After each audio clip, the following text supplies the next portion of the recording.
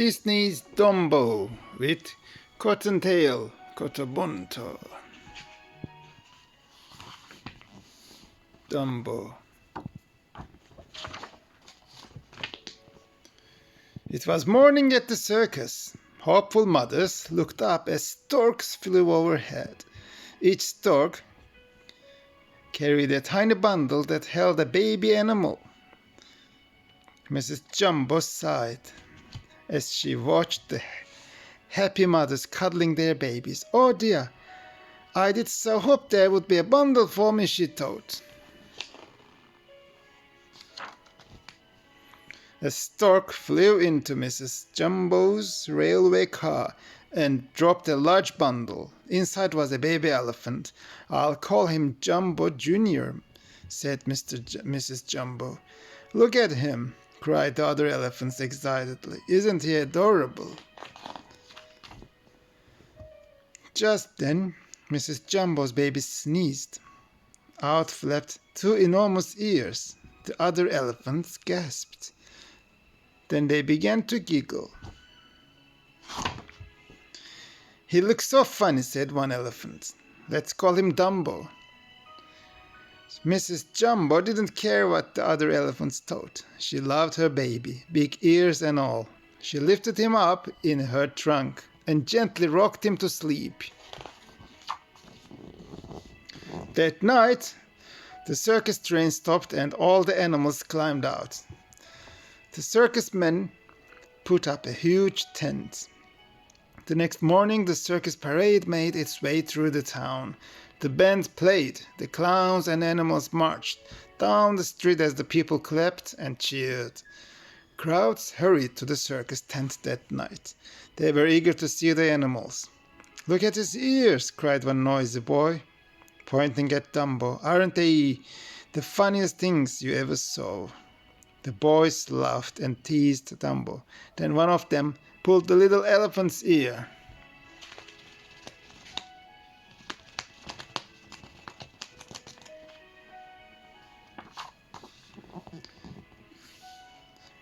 Mrs. Jumbo trumpeted with anger. When she raised the hay bale to throw at the naughty boys, they ran away in terror. "Down, down!" cried the ringmaster, cracking his whip. Dumbo's mother was taken away and locked in a small cage, far away from Dumbo. Back in the tent, the other elephants gossiped about Dumbo's mother. "Such disgraceful behavior," they said. "It's all his fault, you know." And they turned their backs to Dumbo. Nearby, a mouse called Timothy was watching. He felt sorry for the little elephant. "All we have to do is build an act," Timothy told Dumbo. "Make you a star."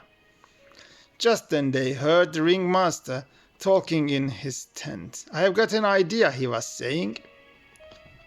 "We will make an enormous pyramid of elephants. All it needs is a big finish." So, as soon as the ringmaster was asleep, Timothy crept into his tent. He scampered up to the ringmaster's ear and said, "Your big finish is the little elephant with the big ears, Dumbo." "Dumbo," mumbled the ringmaster. "Dumbo." The next morning, the ringmaster tried out his new idea. He had all the elephants balanced carefully on top of one of another. And Dumbo was to be the very top elephant, the star.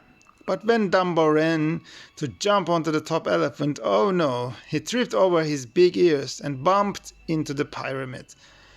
The elephants crashed to the ground and the whole circus tent fell down around them. Bump, bump, bump. Now the elephants were angrier than ever with Dumbo, but the ringmaster had another idea. Dumbo could become a clown. So Dumbo dressed like a baby and put at the very top of a burning building.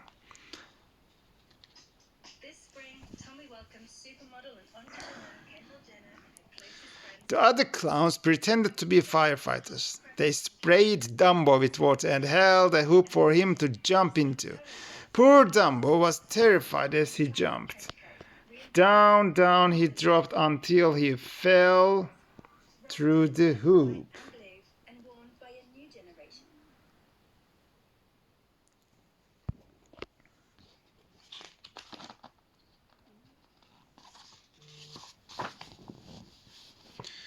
Into a tub of sticky goo. The audience cheered and roared with laughter when Dumbo landed in the goo. But Dumbo was not happy at all. "We will go and see your mother," said Timothy to cheer up Dumbo. Dumbo and his mother were overjoyed to see each other. Mrs. Jumbo put her trunk through the bars of her cage and cuddled her son, singing a lullaby. But all too soon it was time for Dumbo to go. Sadly he fell asleep, dreamed and dreamed.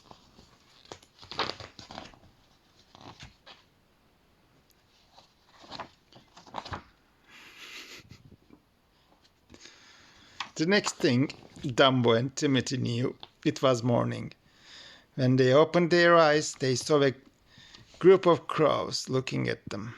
Dumbo and Timothy were high up on the branch of a tree. "An elephant in a tree," said the crow.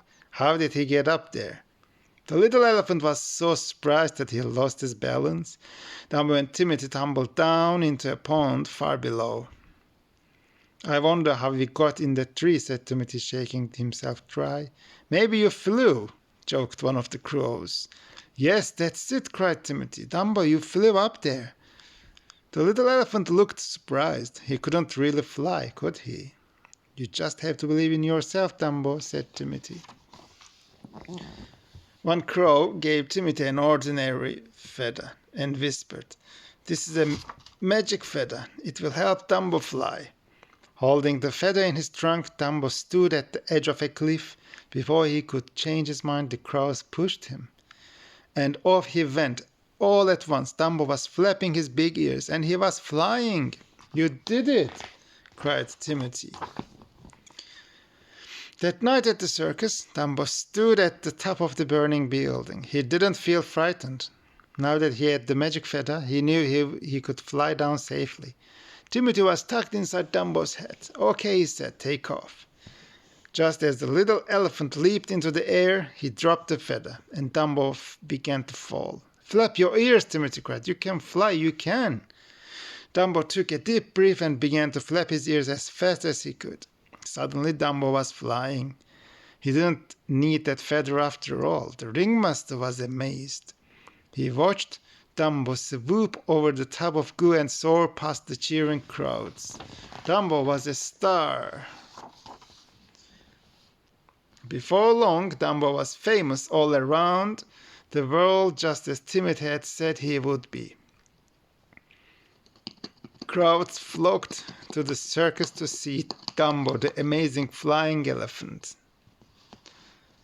The ringmaster released Dumbo's mother and gave her a special train car of her own.